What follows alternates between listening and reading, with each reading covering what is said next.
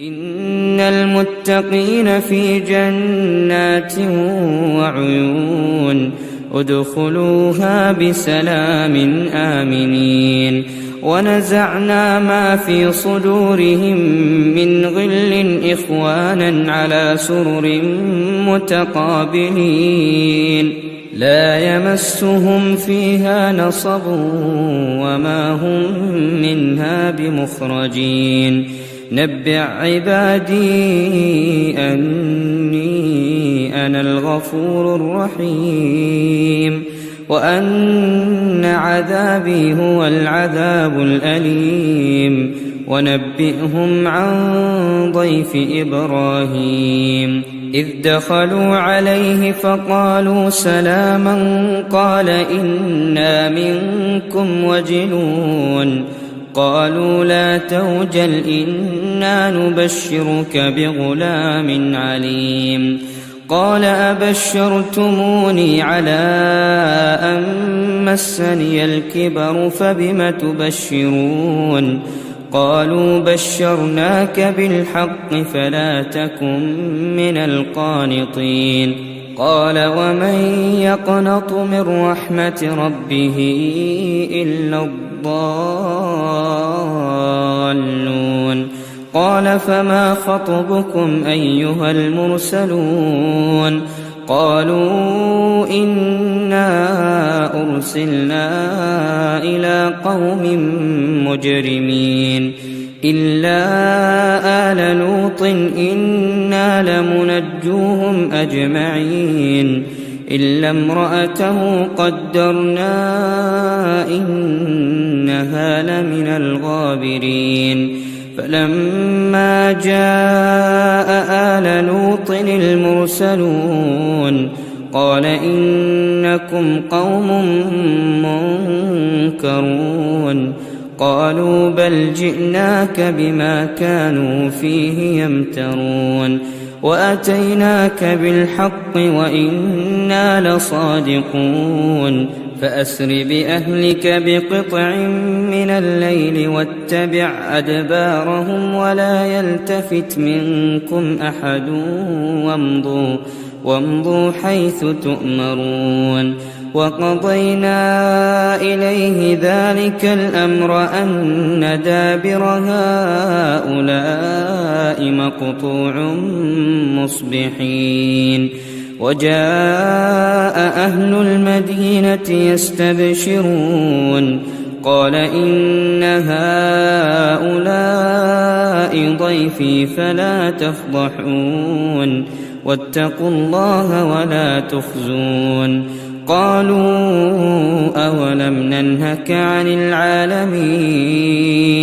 قال هؤلاء بناتي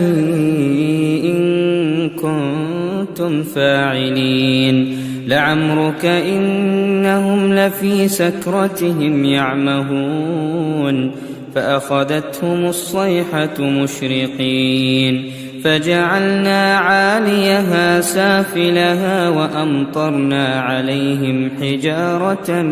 من سجيل إن في ذلك لآيات للمتوسمين وإنها لبسبيل مقيم إن في ذلك لآية للمؤمنين وإن كان أصحاب الأيكة لظالمين فانتقمنا منهم وإنهما لبإمام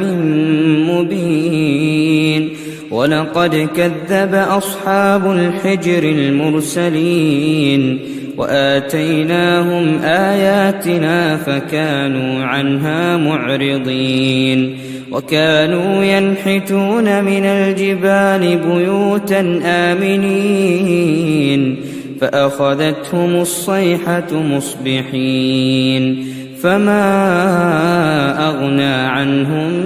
ما كانوا يكسبون وما خلقنا السماوات والأرض وما بينهما إلا بالحق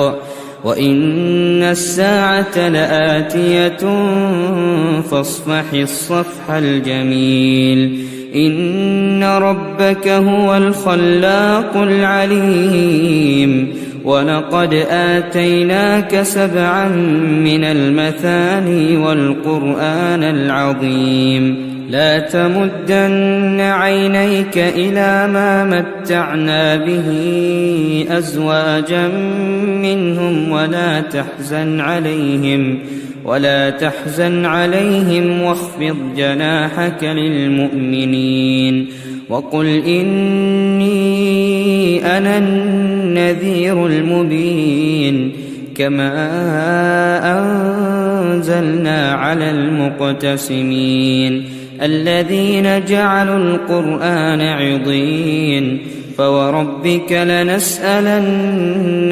أجمعين عما كانوا يعملون فاصدع بما تؤمر وأعرض عن المشركين إنا كفيناك المستهزئين الذين يجعلون مع الله إلها آخر فسوف يعلمون ولقد نعلم أنك يضيق صدرك بما يقولون فسبح بحمد ربك وكن من الساجدين واعبد ربك حتى يأتيك اليقين.